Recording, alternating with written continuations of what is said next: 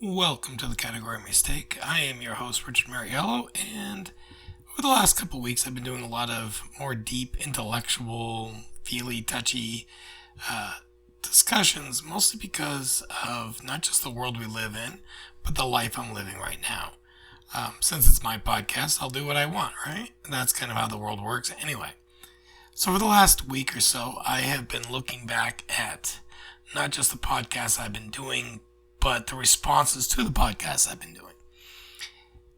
And I've had some pretty good responses overall, and I realize that there's a lot of people out there that listen to this podcast, and they're listening to it to find out if what they're feeling is normal, or find out what they're going through is that normal, or are they different in any way. And when I started this podcast, I thought to myself, I'm different than everybody else. No one else is going through all this that I am. And the more and more I've done it, the more and more I realize that I am special. I'm special. Everyone's special. But there are people just like me out in this world. They could be 18-year-old kids or 50-year-old people. It doesn't matter the age. It doesn't matter the gender. It doesn't matter where they are in the world or what they're doing. Everybody experiences life's stresses, anxieties, happiness, joy, sadness, stress, anxiety, all the time. We might handle it differently, but we all have it. There is no such thing as a perfectly happy person. And if someone's telling you, oh, I'm perfectly fine, I'm happy, I have no stress in my life, I have no anxiety, I have nothing going on in my life, they're lying to you. Over the last 4 or 5 weeks, also, I've been struggling because, as some of you know, if you've listened in the past, I am a teacher, but I'm not teaching right now. And I applied to go back to school so I could get more education, so I could actually teach more and be better. And the process to go back to school when you're a veteran and you're trying to have them pay for it instead of you because you've got services that you earned, you deserve, or whatever you want to say, you still have to go through a process with them. Now, I assumed, wrong of me, I assumed it wouldn't be that difficult. Why? Well, I've got a bachelor's degree, I want to get my master's, and I want to go back to teaching. What state I live in, you need to start your master's degree after many years after you get your bachelor's. This would be the time period. I thought, slam dunk, easy, no problem. The VA doesn't see it that way, so it's a little more stressful and more rough for me to get that degree. So I've been kind of beating myself up mentally for it. Today's Tuesday, I had the meeting yesterday, and she basically said, well, if we don't do the schooling, we could get you a job coach and maybe try to help you find something, or you could just, stay where you are, or, change your profession. I'm like, I don't want to change my profession. I already have a degree in this profession. And it started making me think, am I so unimportant to the government, to the VA, to these people? They really don't care what I do. It's how much money are they going to have to spend to make me go away? And that's a horrible way of looking at things. It really is. And the more and more I deal with them, the more and more I realize that's how they do things. It's, if you're loud, if you're obnoxious, if you're making a big deal, magically they try to make you shut up and go away. And this, in a way, made me think of one of the schools I used to teach at. When I first got my degree, I started teaching in a small little Catholic school in Rochester, New Hampshire, called St. Elizabeth Seton. I went in there after a February vacation. Easy, right? No problem. Easy peasy lemon squeezy, as kids would say back then, probably not anymore. And when I showed up, I had some students who had no faith in me. They had gone through multiple teachers for what I was teaching over the year, let alone over the last couple of years. Teachers would come and go because in their mind, teachers didn't care. There was two teachers there that had been there for a while. They knew they could depend on them. But my position as a history teacher, science teacher, they had gone through so many, they just thought, it doesn't matter. And I kind of feel like that way with the VA. I've gone through so many different doctors, so many different appointments, so many of this, so many of that.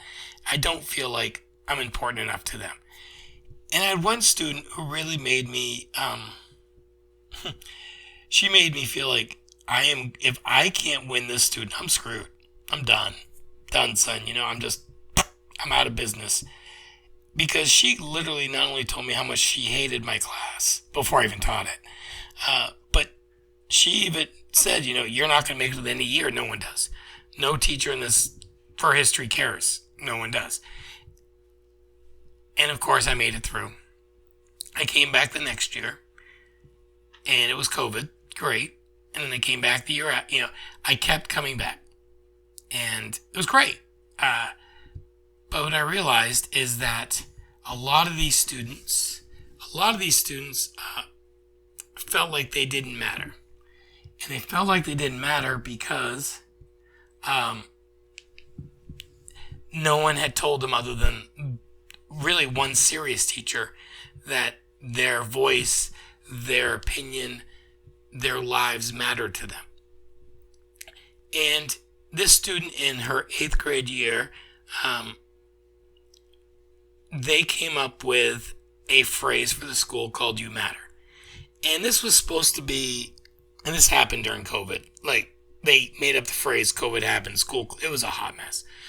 But the whole phrase of the reason why they said "You Matter" is they wanted to make sure kids knew in their age range that maybe the parents don't say it the right way, or teachers don't say it, or the adults in their lives don't say it, or people around them don't say it. But they matter not just to them, but to God and to the world. The world actually cares. We just don't always say it. And it really struck me because I never told these kids they mattered. I showed them they mattered by showing up, by caring, by being part of their lives. That student who gave me such a hard time in her 7th grade year when I came to start teaching her, she graduated in 8th grade. She just graduated high school. She struggled. She did not like my class to start. But she invited me to her high school graduation. Why? Because she knew by the time she graduated 8th grade that if I told her I would be there, if I told her I would be there for her, if I told her if I showed up, I would. Because she mattered, and other students have mattered. And it's funny to think, in today's world, we have social media, we have all these things in the world that are supposed to make us more connected. Instead, they don't. They make us separate from each other more and more. And the act of me just showing up, of me taking an interest in what they are doing, showed them that they were important. Now, I didn't do anything crazy. I showed up. If they struggled with something, I offered to help. If they were doing awesome, I'd give them praise. If they weren't doing awesome because they were doing something stupid, I called them out. I didn't treat them special. I treated them like they should be treated. And in the world today, we don't do that.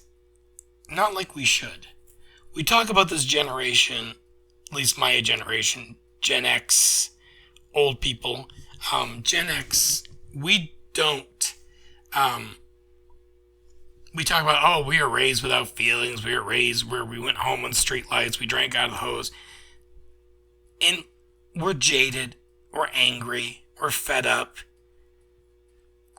We were raised that way, but then we raised our kids to not be that way, and now we're complaining about our kids who aren't that way. Here's what we wanted growing up.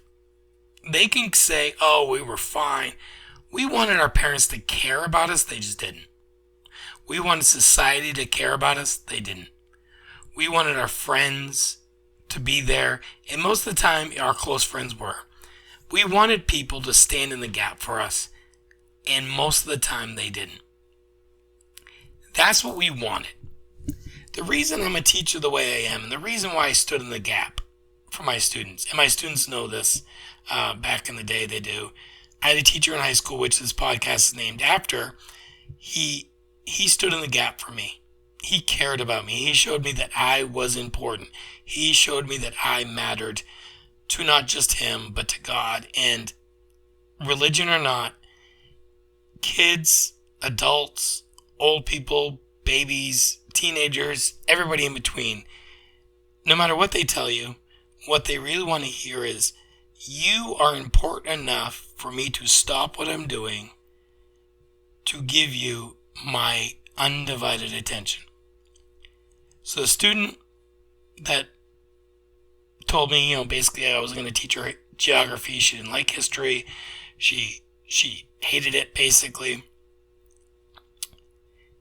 I would do after school study programs. She was there.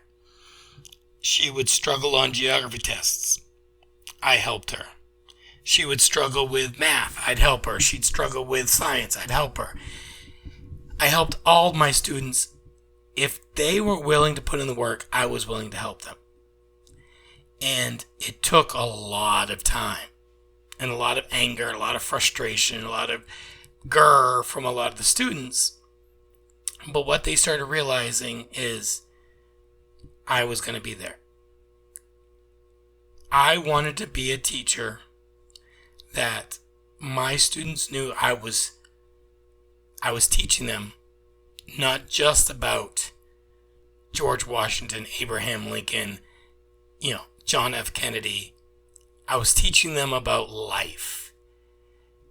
History, science, English, math, all of these things that we teach in school, technology, their main purpose is not to pass a test. Now, some people say that's the only purpose. The main purpose is to connect these lessons with life goals, with life. If I'm teaching geography and I'm teaching you about Afghanistan or Iran or Iraq or Saudi Arabia or Kuwait or Mongolia or China, I'm not just teaching you about the geography. I'm teaching you about the people. I'm teaching you that if you ever wanted to go to this country, here's what you can do, here's what you can't do, here's what they believe, this is why they believe it. And when you go there, why you want to respect, appreciate, and learn from these people.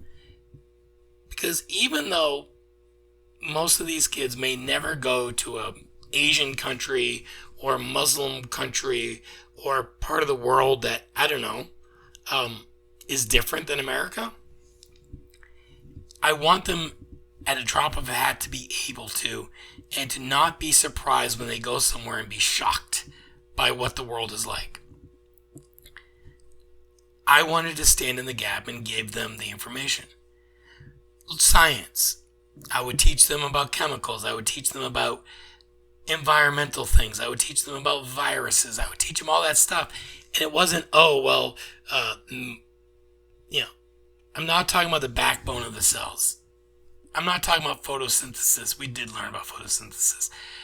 Why is photosynthesis important?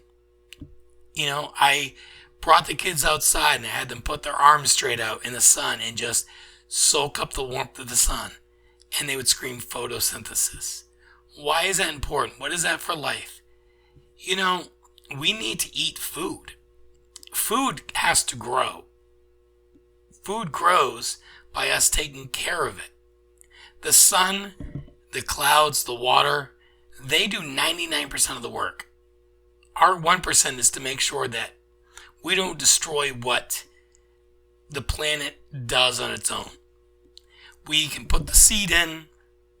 We can make sure birds don't eat it. But really just let the sun, let the water, let the dirt do its job. Keep the dirt clean, keep the water clean, and give it sunlight, and it's going to grow. We're not worried about the world. We're worried about the world and the heat. We're worried about the world and politics. We're worried about the world and all this stuff. What we need in this world is clean water, good soil, and to respect one another. It's funny when I'm thinking about 2018, 2019, all the last 6 years. And I graduated college, started teaching. Pandemic. Crazy. I don't ever want to do that again. But what we also learned during the pandemic is that we put undue stress on our kids. We expected our kids to stop being social butterflies, to cover their faces, and to only talk to each other either on their phones or through a computer. As human beings, we're built to, of course, socialize. We're not, that's how, mommy and daddy love each other very, very much, and we have babies, and that's how our population grows. But also our population grows by one another learning how to respect one another and their boundaries and who they are as people. You can't figure out how somebody is as a person if you never actually see them, physically see them, touch them, hear them. A text is great, but you can't discern tone, texture, ideals, stressors in a text. Maybe you can. I can't. And that brings me to the point of the podcast, the point of all of this, the point of today, point of tomorrow, the point of forever. If all these podcasts have done anything, I want people to know that you matter. You matter today. You mattered yesterday. You matter tomorrow. You matter a month from now. You are important, even when you don't think you are. About 1.5 years ago, I was under so much stress and anxiety. My mother had passed away. I had done some really stupid things to people that were important to me. And I was done. I thought, you know what? No one cares. I'm done. And I was going to do something really, really stupid. I didn't. I actually got a phone call from my wife who basically told me to stop being an idiot. She cares. No matter what happened, get my butt back home. We need to talk. We need to work this out. And I did, which is great. I'm glad I had someone who cares. We all need that person, right? We all need that person who tells us, stop being a moron. I care. Get your butt home. Today's world, we have a lot of kids who, for the last 4, 5, 6 years, have lost that. We've had a lot of adults who have lost that. They have been so mentally destroyed by the world that we live in.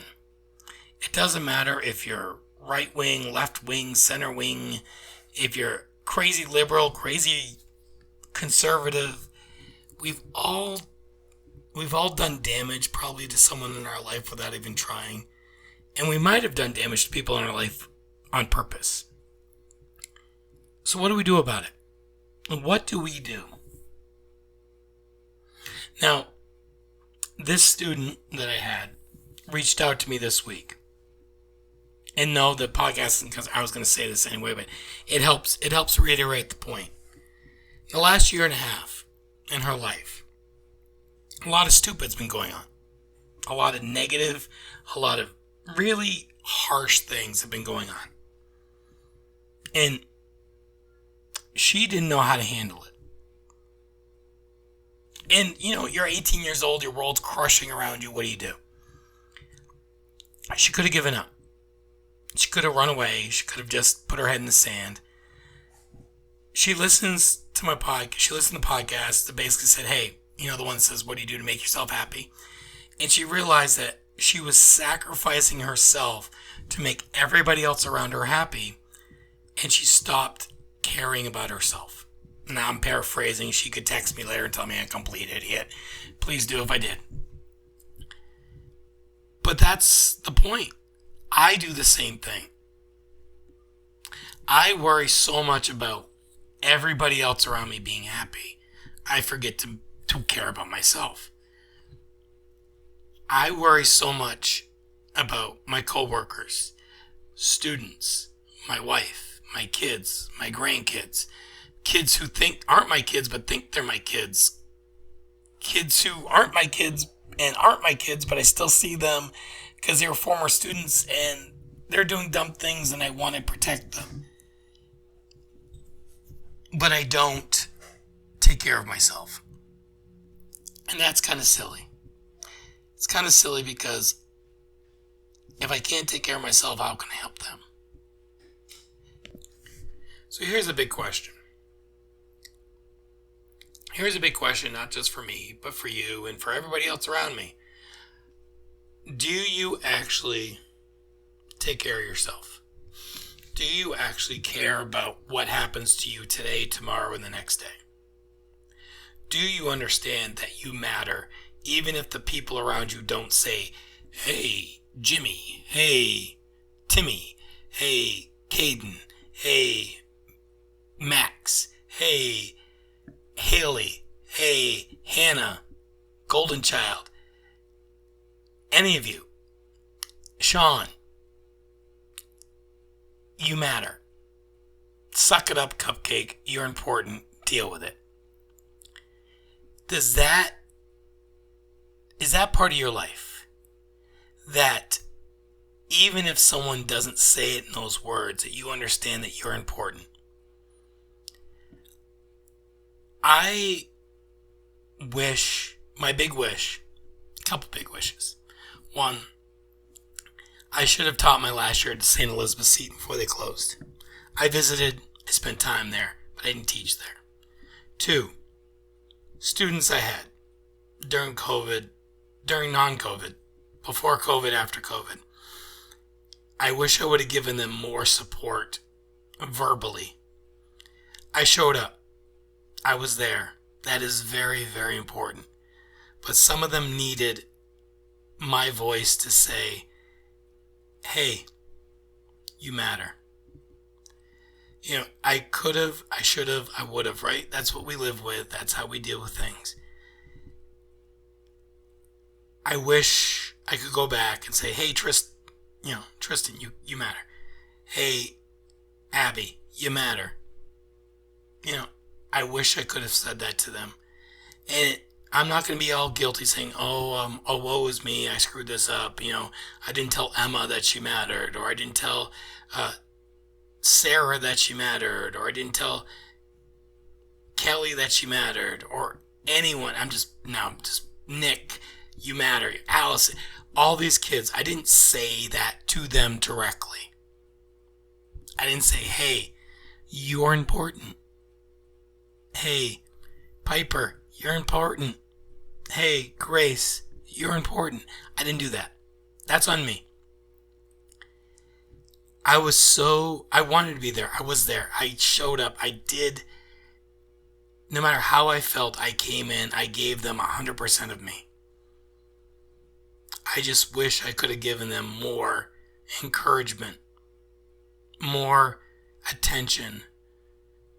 I wish I showed Joelle and Charlotte more love in a way that they knew that this old guy who was trying to teach them the history of the world actually cared about them, not just as a student, but as a member of the human race. Because honestly, good, bad, or ugly, a teacher I had in high school changed my life. Now, I've never done enough to earn what he gave me. I've never done enough to earn most of the things that people like him have given me. I've done a lot of dumb things in my life. I want my students, when they're 30, when they're 40, when they're 50, I want them to know that I care about them still. I follow them on social media. Not creepily. It's, hey, she graduated high school. Oh, she's going to college. Oh, she's taking a gap year. Oh, he's in the theater. Oh, I'll go see him in A Christmas Carol in the theater because he loves being in the theater. Awesome. I'll go see her at a track and field event, or I'll go see her at a swimming meet. I'll keep track of my students. I'll watch their YouTube videos, even if they're special. I'll do that because they matter to me. So maybe if you listen to this and you have someone in your life, like maybe you haven't said how much you actually care about them, or how much they mean to you, and how much you know that they mean to others, take 2 seconds. Hey, text it, Hey, Haley, you're awesome. You're important. I'm so glad you're in my life. Or, hey, Sean, you're a knucklehead, but you're amazing. I'm so proud of you. Just do that. It takes a couple seconds. And with the kids today, a text, a message, that's all they need. They need that small bump. Now, if it's an older person, they might need a phone call. Call someone up and say, hey, mom, dad, sister, Jimmy from work, Alex from work, Hannah from work. Just, hey, you guys are awesome.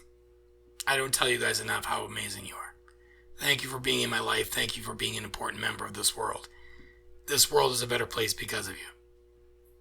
It doesn't take a lot. It takes some compassion, some caring. I hope you all understand what I'm saying. I hope you all take even 10 seconds and just reach out to somebody. After you're done that, take that 10 seconds and say it to yourself. Hey, Richard, you matter. Hey, Hannah, you matter. Hey, anyone, Bailey, Charlie, you matter. Say it to yourself. Hey, I have all these people in my life I just reached out to say how awesome they are. I have these people in my life. They're awesome. I'm in their life. I'm awesome. I'm okay. I'm important enough to be in their lives. They're important enough to be in my life. I have something today to go into tomorrow with. And the next day, do the same thing. It doesn't have to be the same person. Say something to someone today. Tomorrow, pick someone else. And just every day, find one person that you can say, hey, you rock. You're good. You matter.